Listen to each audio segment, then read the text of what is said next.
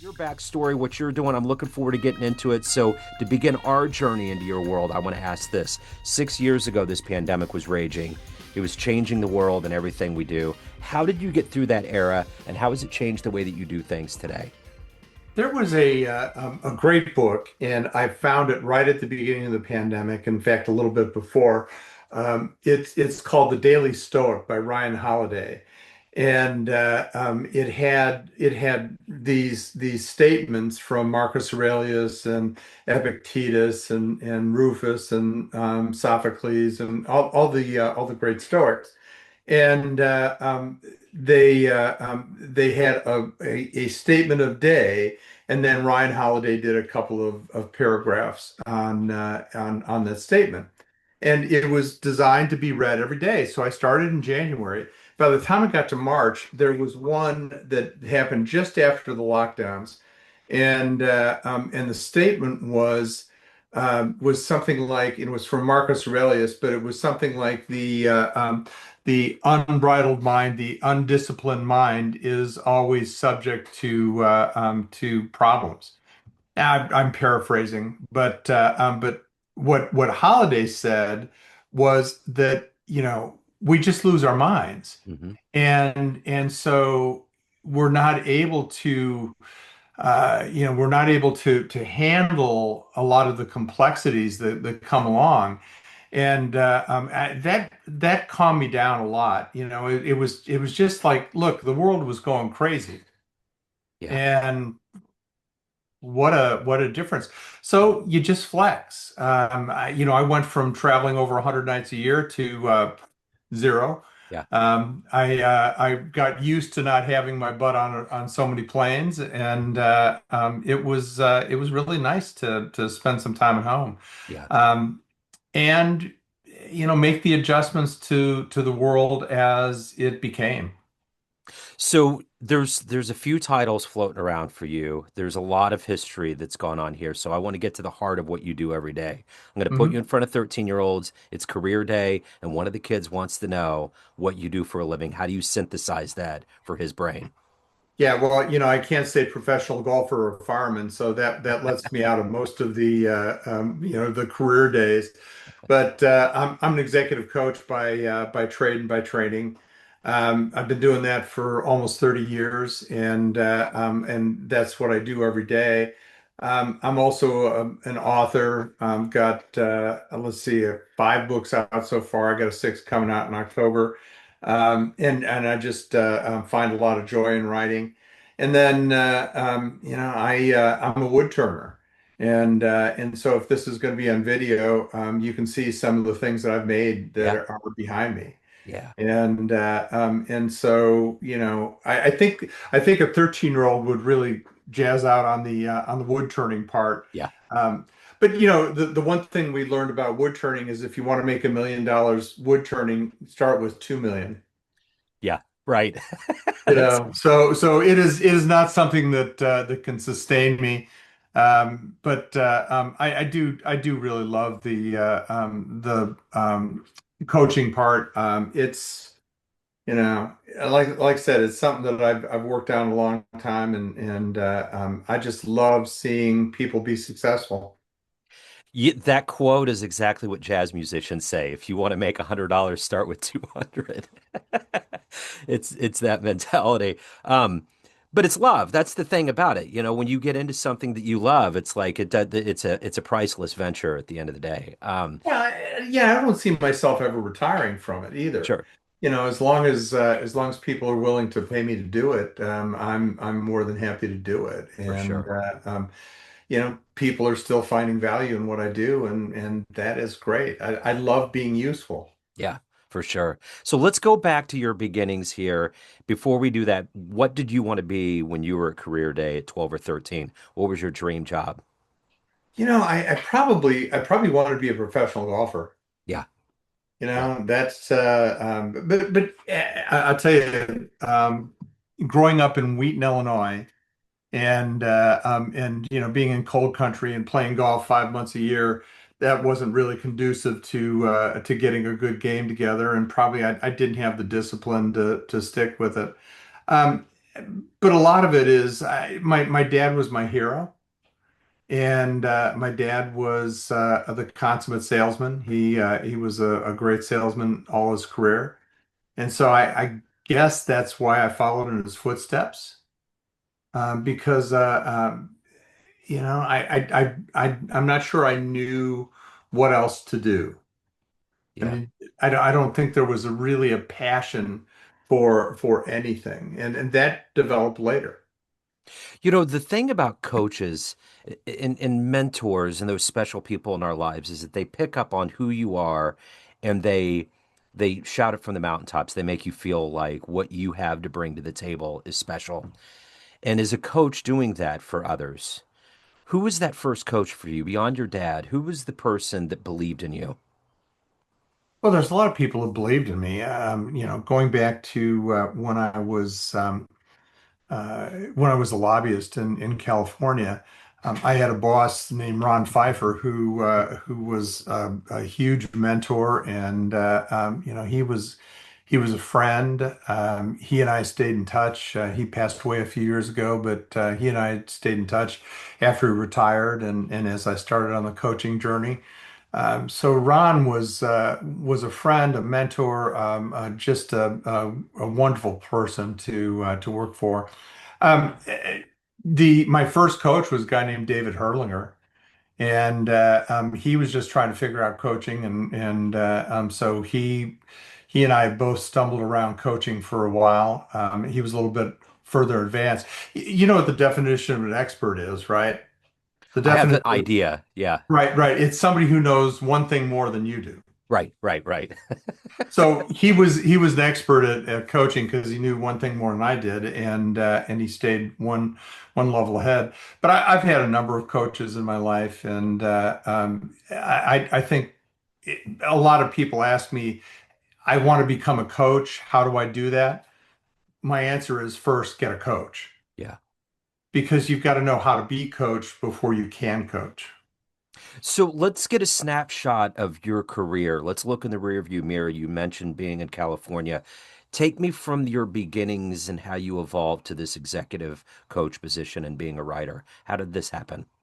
Well, so if I go back all the way into high school and college, I worked my butt off. I always had a job. I had a job as a elementary school janitor. Um, Little kids are gross. I mean, cleaning up the bathrooms after those little kids Yeah, is it's just, it wasn't a lot of fun. But I did that. I did a lot of stage work in college that translated into radio, and so I ran the college station, little 10 watt FM, and then I also worked on WAKC in Bloomington Normal.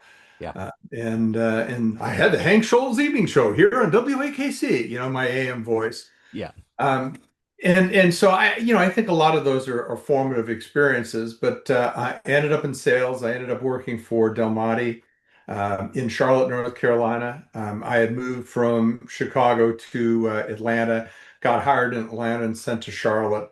Spent a couple of years in Charlotte, got moved back to Atlanta, switched jobs, ended up with an air freight company, and the air freight company transferred me then to Tampa.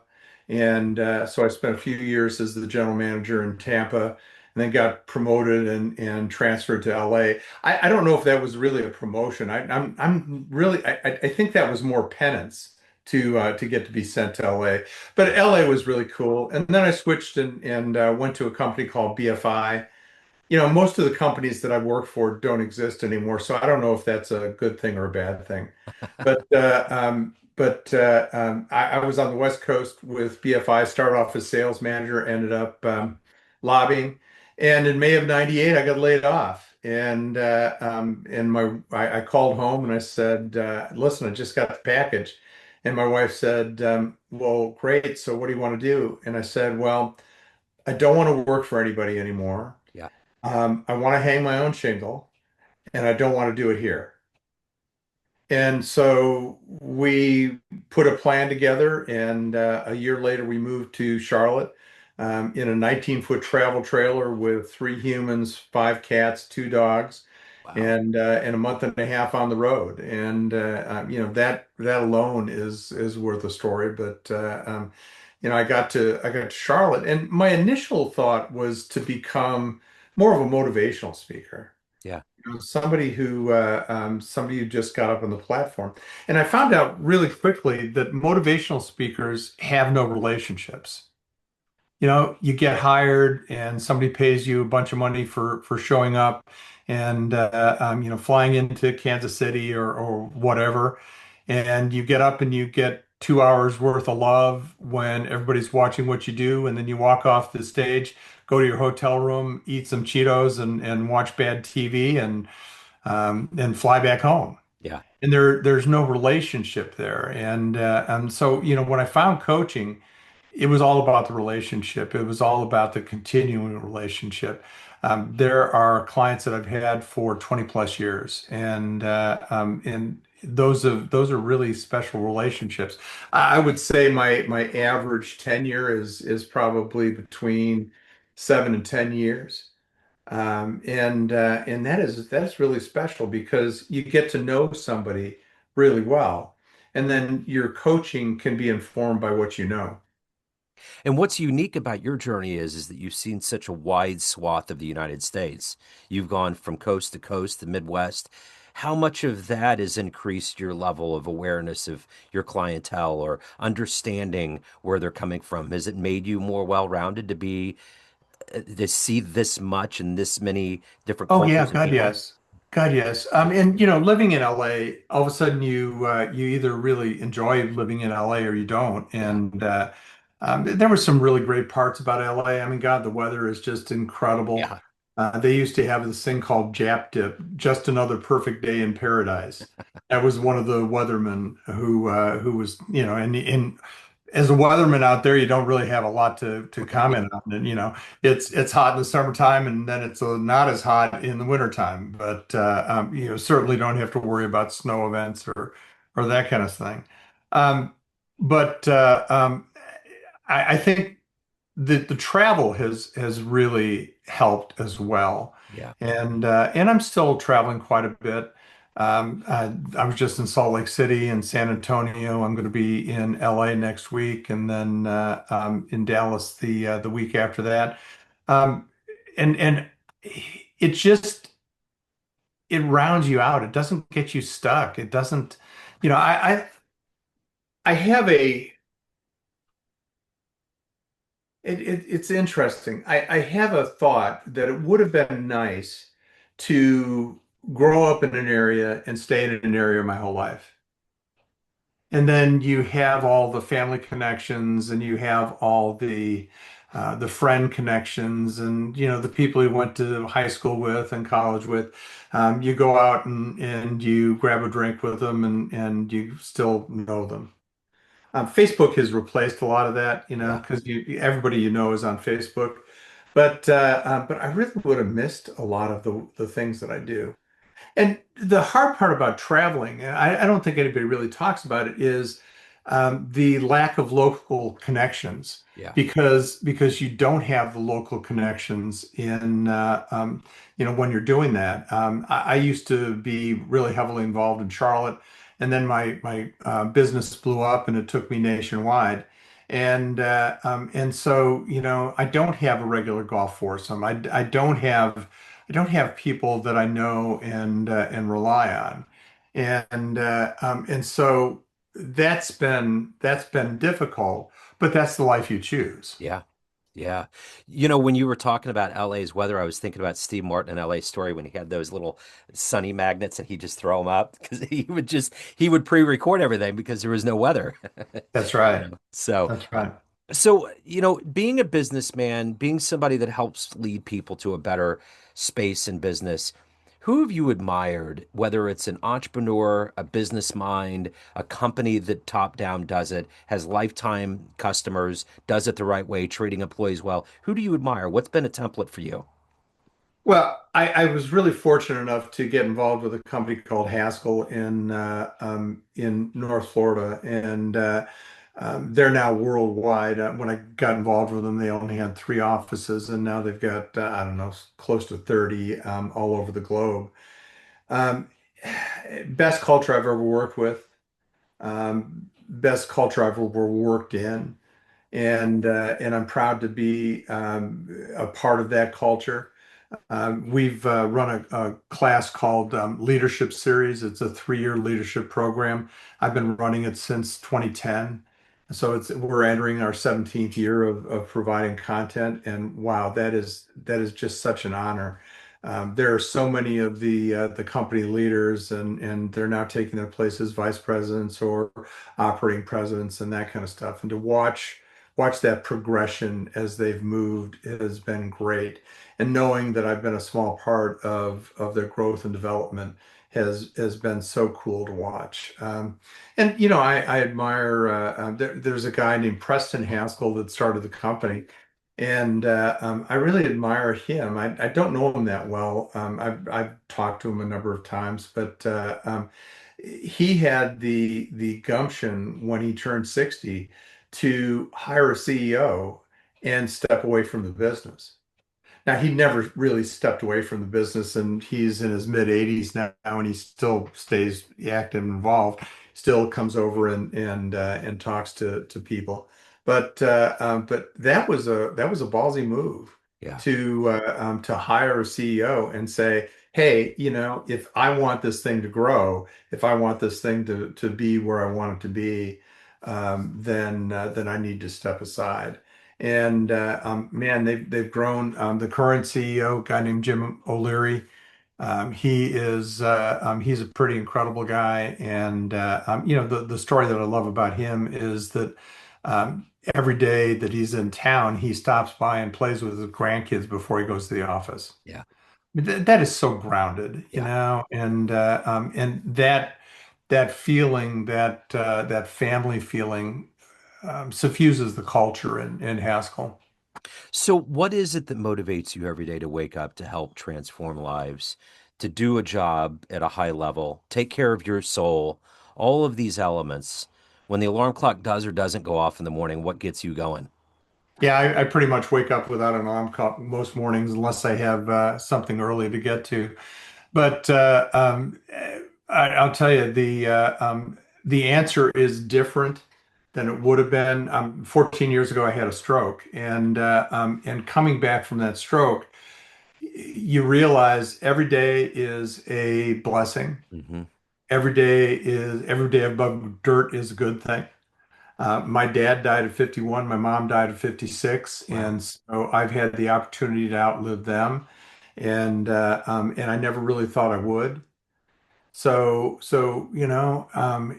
I wake up every morning looking forward to developing people, and that's my purpose statement, is that I live to develop people, and that has a two-parter to it. It's what I do every day.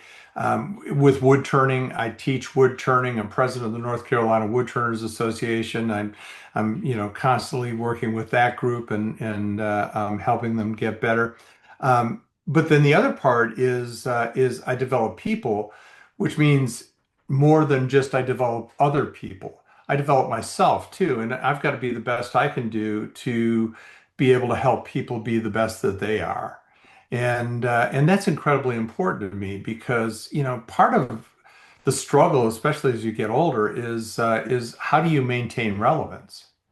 And I don't mean like, watching a TikTok video or knowing who the latest influencer is on social media. I'm talking about, being able to have meaningful conversations with people and having them walk away with something.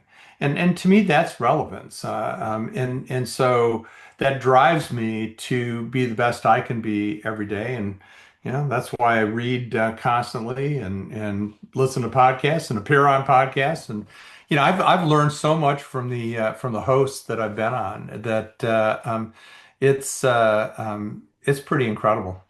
It's an I amazing really world. admire what you do, Joe.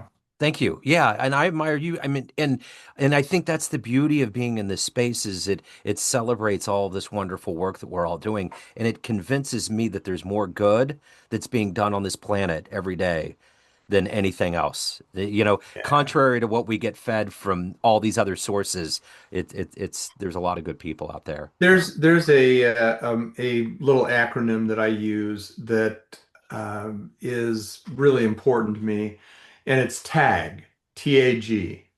Treat everyone with respect, Hmm. assume positive intent, and grant grace. Yeah, yeah. Treat everyone with respect because everybody deserves respect. Hmm.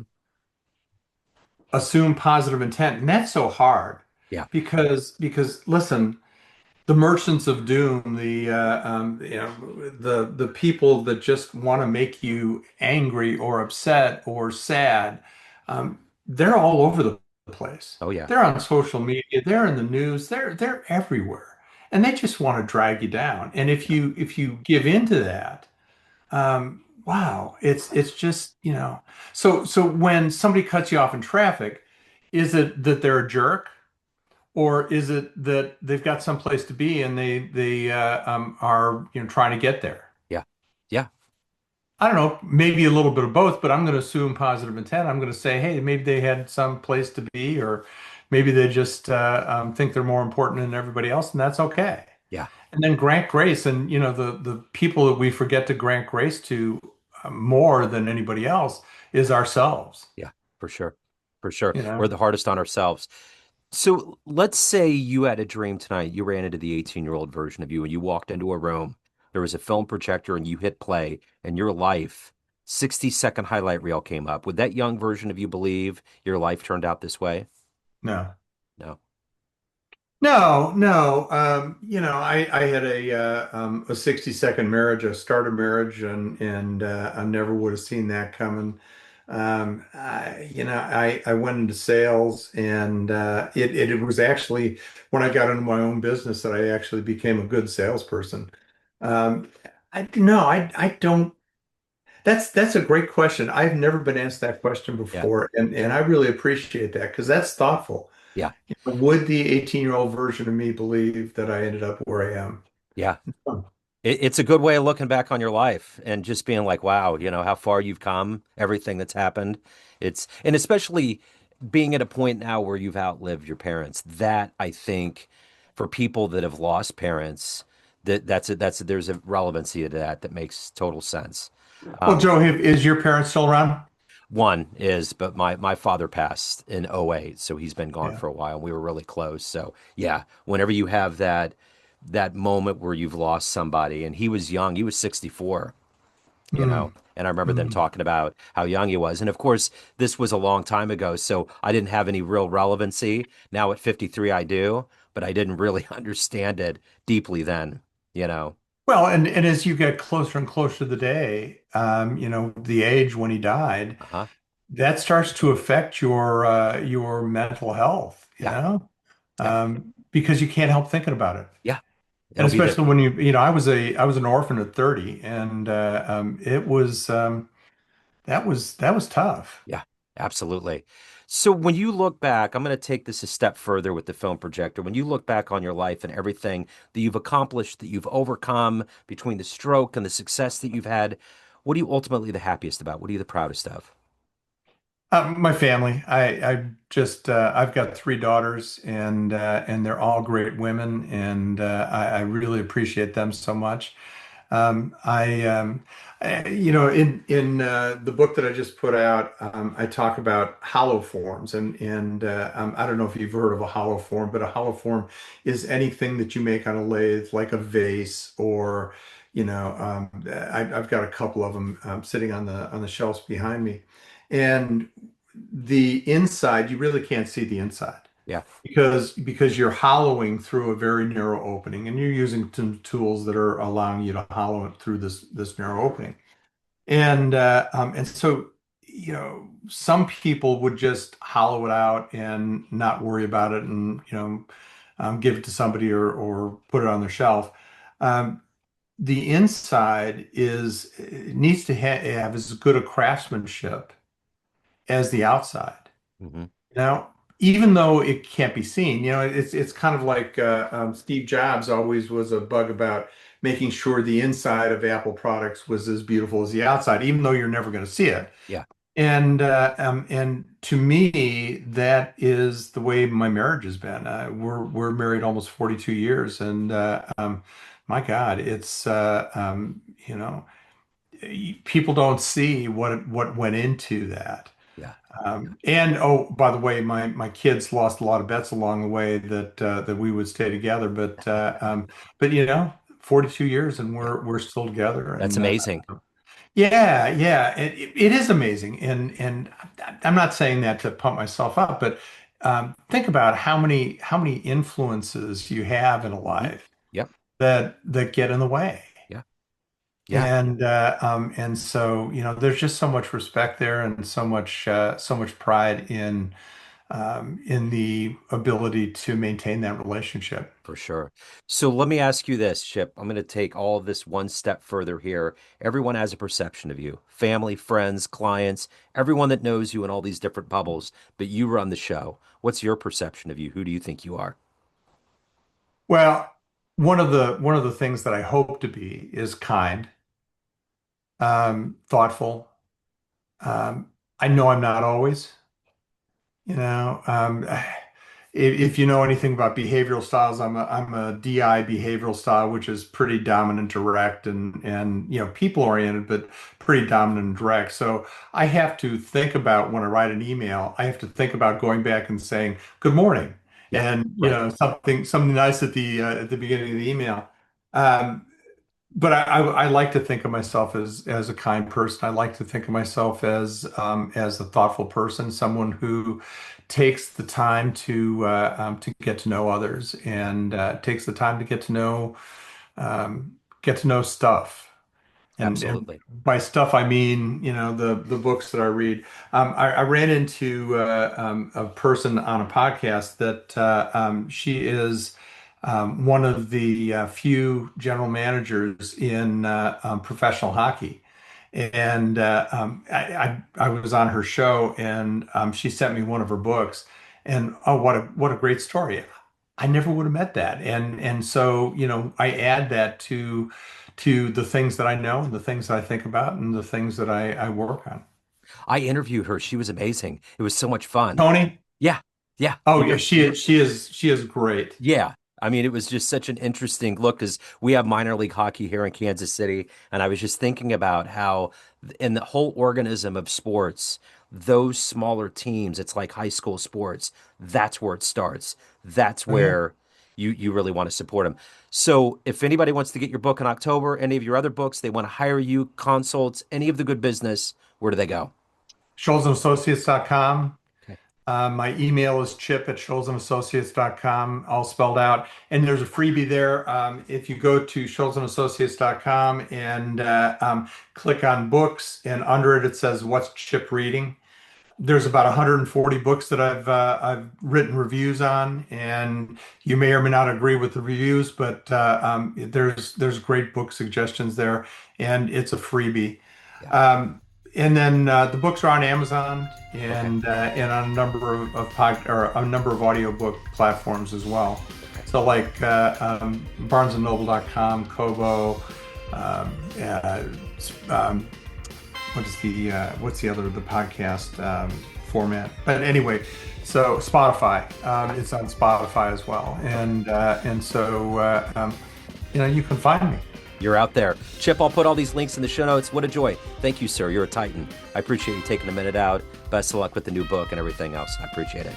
Thanks, Joe. Take Yes, sir. care. You too.